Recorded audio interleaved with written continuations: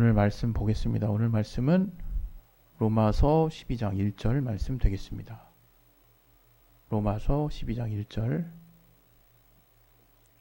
우리 한 절이니까 다 같이 우리 두 번 우리 합독하도록 하겠습니다. 시작. 그러므로 형제들아, 내가 하나님의 모든 자비하심으로 너희를 권하노니 너희 몸을 하나님이 기뻐하시는 거룩한 산 제사로 드리라. 이는 너희의 드릴 영적 예배니라. 그러므로 형제들아, 내가 하나님의 모든 자비하심으로 너희를 권하노니 너희 몸을 하나님이 기뻐하시는 거룩한 산 제사로 드리라. 이는 너희의 드릴 영적 예배니라. 아멘. 또 이 말씀을 통해서 하나님이 저와 여러분에게 주시는 또 선한 인도하심이 있습니다. 그 인도하심을 여러분이 잘 또 캐치하시고 또 은혜 받으실 수 있도록 이 시간 우리 각자 예수여 한번 하시고 기도하도록 하겠습니다. 예수여, 하나님 아버지, 오늘도 주님 앞에 하나님 우리에게 주시는 말씀에 은혜 받게 도와주시옵소서. 하나님의 입으로 하시는 말씀을 우리가 들을 길을 허락하여 주시고, 이 말씀이 우리가 온전히 우리 마음을 열어 하나님의 살아계신 말씀으로 우리가 받아들임으로 우리 마음의 신비에 잘 심겨져서 잘 또 삶에 적용됨으로 30배, 60배, 100배의 결실을 얻을 수 있도록 아버지 도와주시고 역사하여 주시옵소서. 주께 참으로 감사하며 예수 이름으로 기도했습니다. 아멘.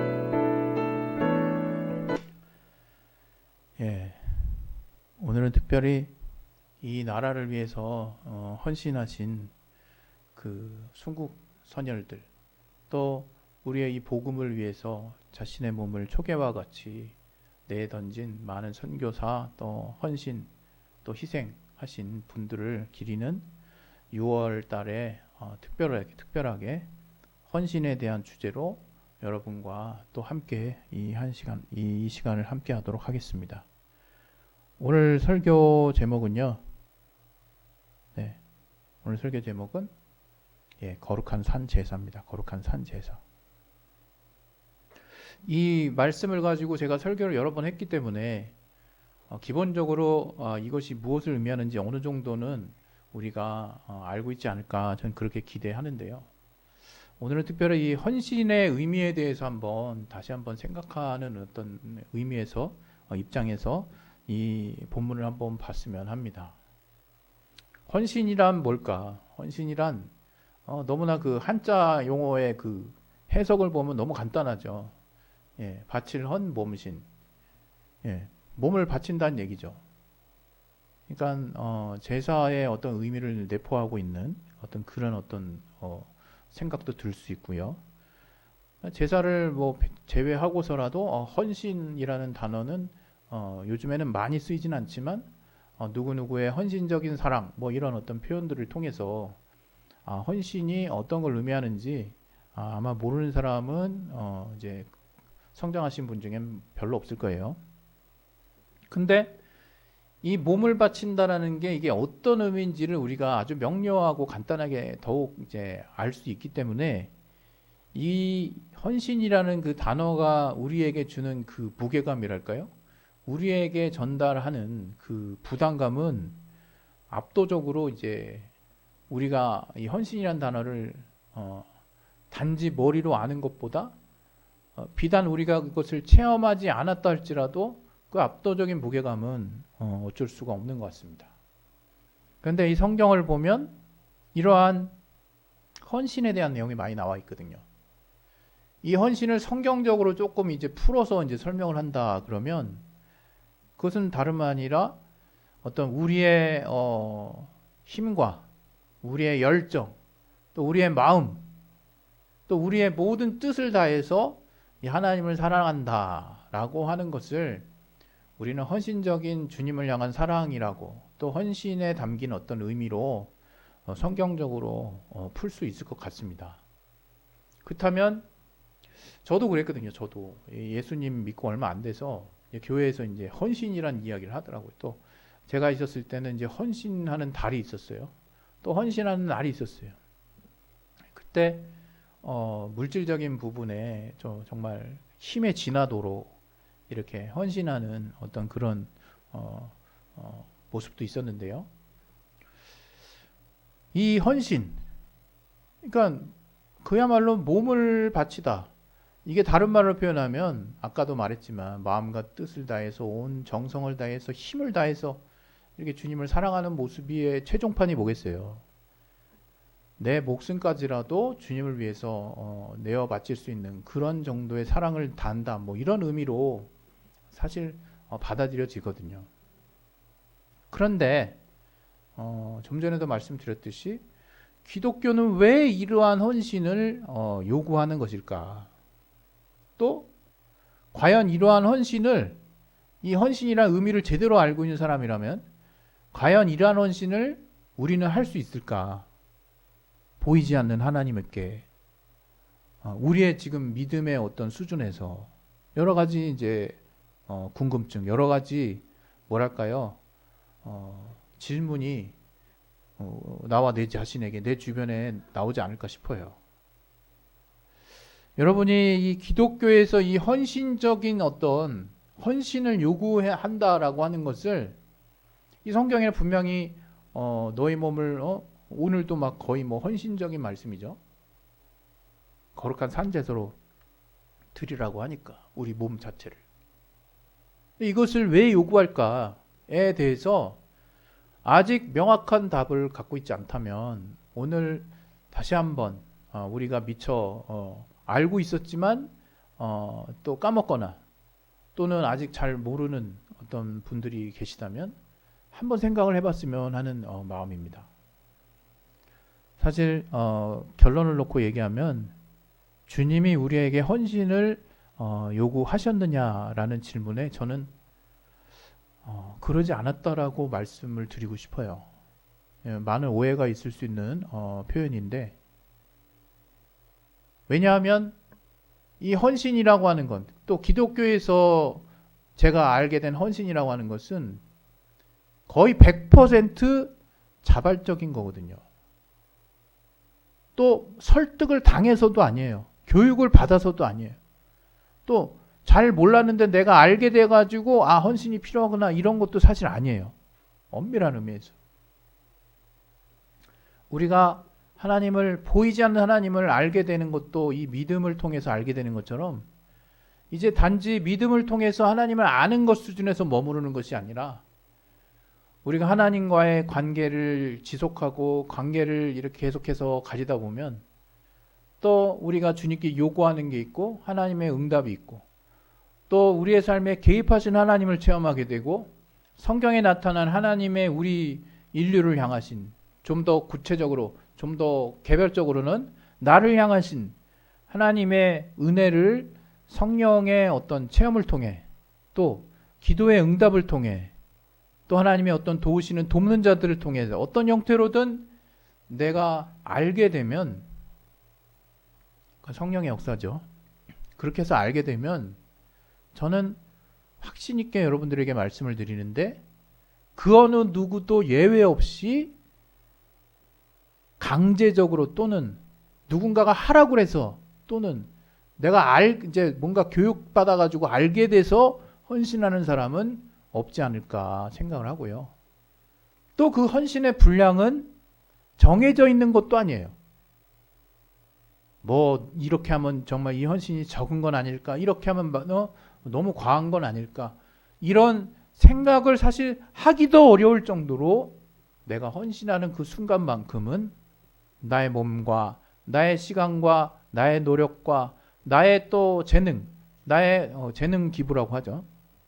또 나의 모든 열정, 나의 모든 노력을 다해서 내가 무언가를, 그것이 또 물질적인 부분이 될 수도 있고 나의 어떤 실력적인 부분, 나의 재능적인 부분이 될 수도 있고 시간적인 부분이 될 수도 있고 또 나의 어떤 특별한, 다른 사람에게 없는 그런 어떤 특별한 어떤 부분들을 제공해주는 모습이 될 수 있을지언정 그것이 강제적이거나 수동적이거나 또는 뭔가 교육을 통해서 알아지는 게 헌신은 아니라는 거죠. 그래서 우리가 헌신을 할 때 뭔가 사실은 이제 예전에 어떤 다니던 교회에서는 교육을 받고 헌신해야 된다라는 필요성을 뭐 알게 되고, 너희가 어 뭐야 은혜를 받았으니 은혜를 갚아야 되지 않겠냐 뭐 이런 식의 어떤 마음은 뭐 있긴 있었지만, 뭔가 이렇게 마음인지 내 자발적인 심령인지 뭔가 하긴 해야 되겠으니까 해야 되는 건지 이렇게 모르고 하는 그런 시점도 없지 않아 있었다 이거예요. 그런데 제가 아까 처음에 말씀드렸듯이, 과연 기독교에서 성경에서 우리에게 헌신을 요구했을까 했을 때 저는 단호하게 아니라고 생각한다라고 말씀을 드리는 거예요. 그것은 성경에 수없이도 많이 나온 예수께서도 하시는 말씀, 모든 걸 버리고 나를 따르라. 또 많은 또 믿음의 선진들이 실제로 헌신했던 모습들을 죄다 부인하거나 틀렸다라고 말씀드리는 게 아닙니다. 그 헌신이 가지는 놀라운 비밀, 또 이 헌신하는 자만이 느낄 수 있는 특권, 또 예수 안에서 그 헌신이 차지하는 영광스러운 그 위치가 어디인지를 헌신하는 자들은 알고 있기 때문에, 오히려 헌신이 주님이 요구하시는 것이라고 말하는 것 자체가 어울리지 않다라고 느끼는 것이거든요. 그것은 뭐냐 하면, 우리가 저도 그런 것 같습니다. 저도 지금 이렇게 어느 정도 성장하고 자녀를 두고 이렇게 이제 뭐 사실 다 컸죠. 이제 중년을 거쳐 노년으로 가는 이제 입장이기 때문에, 이런 상황임에도 불구하고 우리의 부모를 향한 마음이 잘 안 느껴질 때가 많아요. 왜? 제 1차적으로는 내게 주어진 삶이 빠듯하고 바쁘고 치열하고, 때로는 내가 돌아볼 사람들이, 내가 사랑을 주어야 할 사람들이 많기 때문이기도 하겠지만, 정말 사랑은 내리사랑이구나 하는 생각을 할 때가 너무 많습니다. 그런데 저는 이게 감히 이렇게 비유가 될지 모르겠지만, 하나님도 우리를 향해 주신 그 사랑을 우리가 깨닫는 부분에 있어서 이것도 또한 내리사랑이 아닌가, 이런 생각이 들 때가 있어요.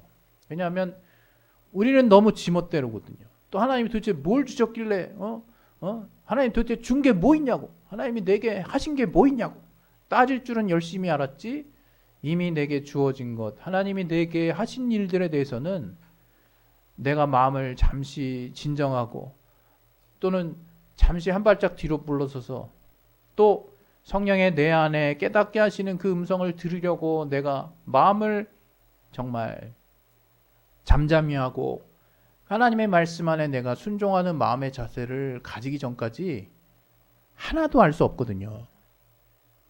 그러니까 굉장히 호전적이고 따지기 좋아하고 들이대기 좋아하죠. 근데 제가 이렇게 다 큰 마당에도 우리 부모님을 이제 가끔씩 이제 가까이서 모시는 기회가 있는데, 그때마다 어떤 날은 굉장히 육신이 피곤해서 이게 좀 줄였으면 좋겠다 이런 생각이 들 때가 있어요. 근데 웃긴 거는 이제 가까이서 이제 그 부모님의 다 늙으신 신체를 보고, 그분들이 그저 저를 보는 것만으로도 행복해 하시는 그 모습을 보게 되면, 내가 도대체 뭐길래 이렇게 나를 기뻐하시고, 내가 도대체 뭘 해준 게 있길래 나를 이렇게 사랑해 주실까, 이런 생각이 들 때가 있습니다. 그분들이 사실 저에게 요구했던 건 다른 게 아니거든요.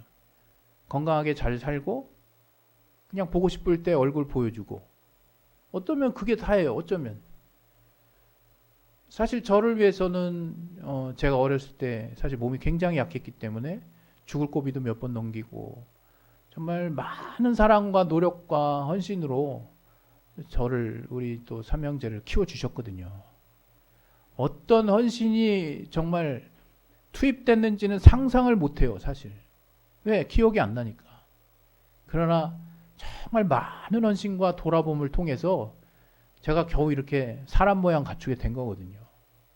근데 이제 머리 다 컸다고, 내게 또 속한 가족 생겼다고, 그 정말 가끔씩 만나는 그 순간조차도 피곤해서 막 그 횟수가 좀 줄었으면 하는 생각이 있을 뿐만 아니라, 그 어머니를 의무적으로, 아버지를 의무적으로 이렇게 보는 내 자신을 보면서 대먹지 못했구나 이런 생각이 들어요.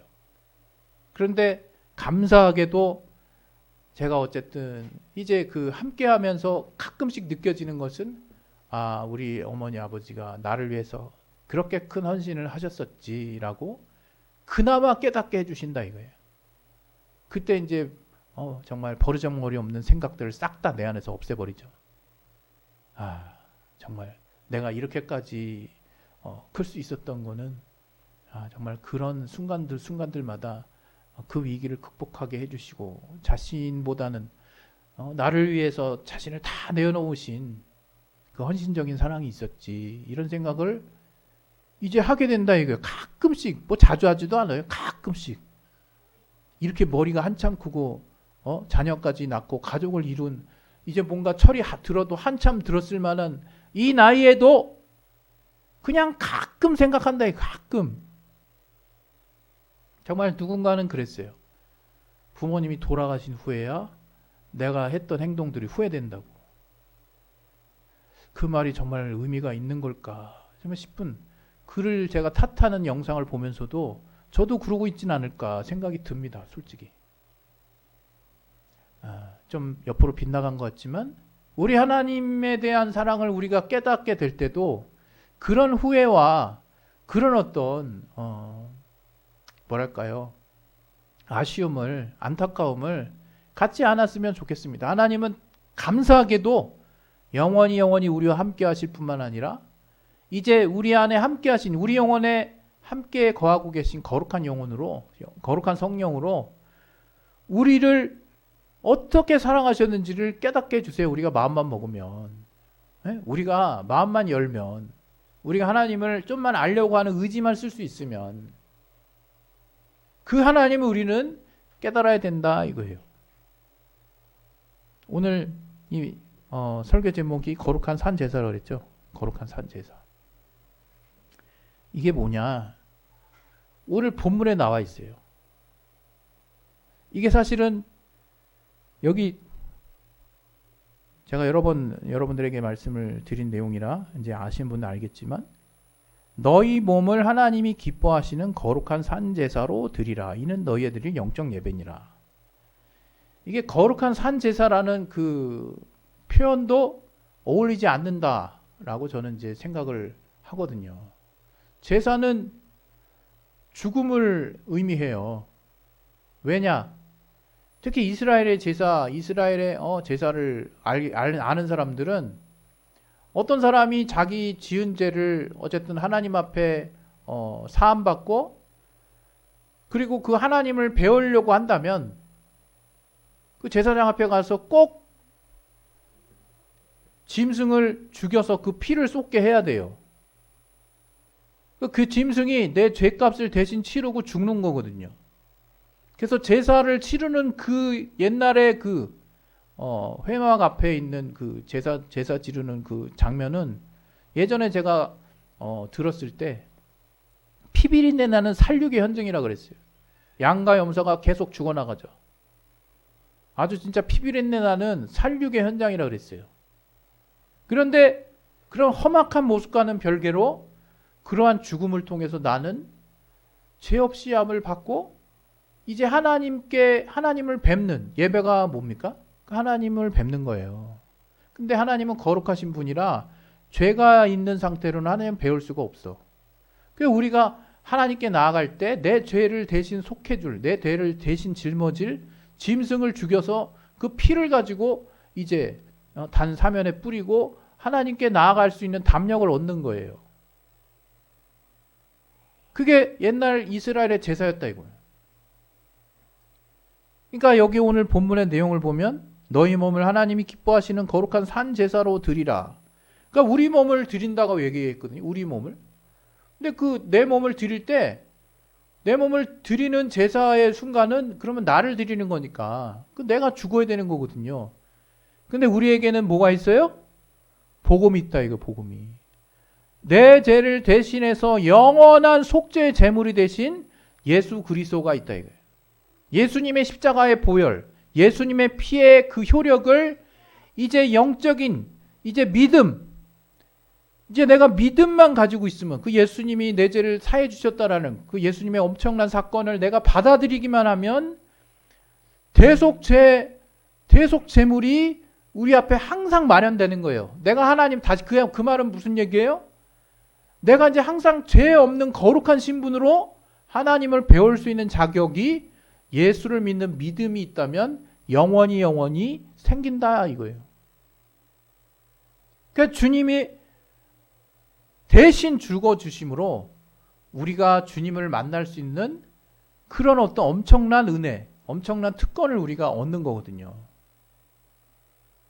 오늘 이 헌신과 관련해서 제가 왜 이 대목, 이 말씀을 여러분들에게 들려드리느냐?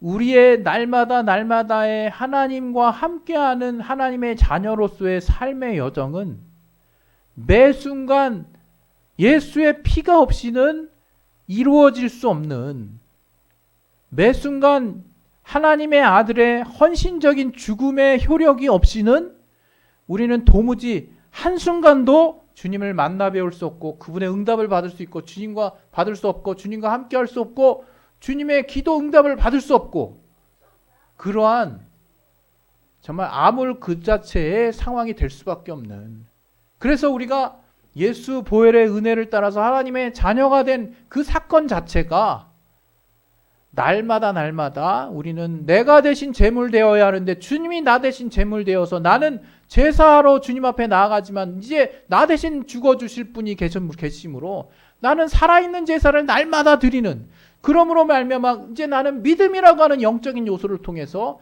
날마다 하나님을 배울 수 있는 예배를 드리는 엄청난 은혜의 사건을 나는 매 순간순간 경험하고 있는 신분이 됐다는 거예요. 근데 그거 잘 모르죠. 네.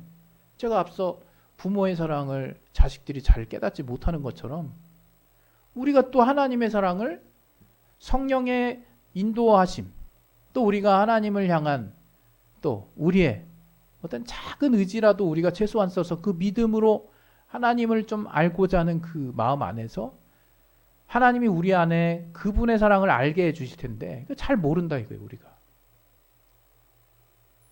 저는 오늘 여러분에게 부탁을 드리는 거예요. 여러분 현재 우리의 삶 자체, 또 우리가 교회에서 가끔 이제 헌신하는 뭐 시즌이 있거나 그런 게 있는데 그게 전 나쁘다고 생각하지는 않습니다. 그러나 교회가 헌신을 강요할 수는 없어요. 이건 말도 구분해서 잘 들어야 되는데, 그것은 이 헌신은 기독교인이 가지는 자발적인 정말 최고의 행위거든요. 또 기독교인만 할 수 있는 엄청난 특권이기도 해요. 이런 것을 교육받아서 알거나 또는 강요해서 또 설득당해서 하는 건 너무 수준 떨어진다 이거예요. 그 물질이 됐든 그 자기의 달란트가 됐든 자기의 시간이 됐든 자기의 노력의 어떤 결과물이 됐든 우리가 하나님께 헌신적으로 무언가를 드리려고 하는 그 마음은 100% 자발적인 거다 이거예요. 은혜 받지 못하면, 또 은혜를 제대로 알지 못하면 은혜의 그 분량을 내가 하나님께 표현하는 그 헌신의 모습은 우리에게서 기대할 수 없습니다. 교회에서 안내해 줄 수는 있지만 강요할 수 없어요. 왜? 기독교에서 말하는 헌신은 가장 아름다운 행위고 가장 자발적인 동기가 부여되는 행위고 기독교인들만 할 수 있는 특권이기 때문에 그래요. 이 헌신이 얼마나 일부 정말 물질적인 탐욕에 쩌들어가지고 강요하고 막 반강제적으로 막 걷어내는 교회들이 있어요. 이러면 너 복 받는다고. 전 복 받을 것 같지 않아요. 그렇게 강제적으로 뭐 하는 것에서 과연 복이 있을까? 뭐 그걸 통해서 결국 깨닫는다? 나 이걸 통해서 나중에 결국 알게 됐어요. 물론 그렇게 해서 알게 되는 경우도 저는 없지는 않다고 생각해요. 그러나 기독교에서 정말 요구하는 헌신은 뭘까? 과연 기독교에서 헌신을 요구하는 걸까 했을 때 이게 하나님의 은혜를 우리를 향한 헌신적인 사랑을 깨달은 자만이 할 수 있는 그러한 자만이 할 수 있는 특권이구나. 그러한 자들만이 할 수 있는 가장 영광스럽고 아름다운 행위가 헌신이구나 하는 그 헌신의 가치를 깨닫게 된다면 교회에서도 함부로 헌신 얘기하면 못할 거예요. 예, 전 그렇게 생각합니다. 오늘 저와 여러분이 이 거룩한 산제사라고 하는, 쉽게 얘기하면 우리가 이제 사실 제물이 돼서 하나님 앞에 나아가야 하는, 우리의 죄의 값을 대신 치르고 나아가야 하는 그런 정말 절대적인 절박한 상황에서 우리의 죄를 대신 잘 짊어지실 영원한 제사장이 되신 예수 그리스도, 그 속죄 제물이 되신 그 예수 그리스도의 공로를 우리가 힘입어서 오직 믿음이라고 하는 영적인 요소만 가지고도 우리는 하나님을 배울 수 있는, 영원한 예배를 드릴 수 있는 엄청난 특권을 가진 이 상황이, 오직 하나님의 아들 예수 그리스도의 매 순간순간에 우리를 향하신 그 헌신적인 사랑의 그 공로를 힘입지 않으면 우리는 단 한순간도 신앙생활 할 수 없다, 이겁니다. 따라서 우리의 삶 자체는 주님의 헌신을 통해서 날마다 드려지는, 그래서 우리가 죽으러 간 제사, 하나님, 우리가 뭔가 우리 죄가 있을 때 죽어야 되는 그 제사가 거룩한 산 제사가 되는 것이고, 그러한 헌신, 주님의 헌신의 공로를 통해서 우리는 거룩한 산 제사를 드릴 수 있는 자격이 되고, 이를 통해서 우리는 영광스러운 하나님의 자녀로서의 삶을 살 수 있게 되는 거예요. 여러분, 이 시간에 이제 기도하려고 하는데요. 기도하실 때 여러분, 신앙생활 하는 것 자체가 거룩한 산 제사를 드리는 것이고, 그것이 뭔지 잘 모르겠다면 주님이 매 순간 날마다 내 죄의 문제, 나의 하나님께 나아가서 기도하고 응답받을 수 있는 그 자격, 자녀가 되는 자격들을 매 순간 주님이 헌신적인 사랑의 공로를 힘입게 하는 그것을 통해서, 우리는 믿음이라고 얘기하죠. 그래서 얻어지는 것이라는 것을 잊지 마시고, 내가 성령을 통해서 그 하나님의 우리를 향하신 사랑을 깨달을 수 있는, 또 체험할 수 있는 순간들을 달라는 우리 안에 주님을 향한 선한 소망이 있기를 예수 이름으로 부탁드립니다. 우리 시간에 예수 이름으로 기도하도록 하겠습니다. 하나님 아버지, 하나님께서 우리에게 믿음을 주시고 또 우리에게 선한 은혜를 주심을 감사드립니다. 아버지, 우리가 주 안에서 성령으로 충만하게 인도함 받고 또 주 안에서 온전한 사람을, 또 우리가 사랑을 주님 안에서 깨달았사오니 헌신하는 것이 부담스럽거나 누군가에서 교육받거나 반강제적으로 진행하는 것이 아닌, 주님을 사랑하고 또 주님의 은혜를 아는 사람이 그 분량만큼 자발적으로 하는 가장 아름답고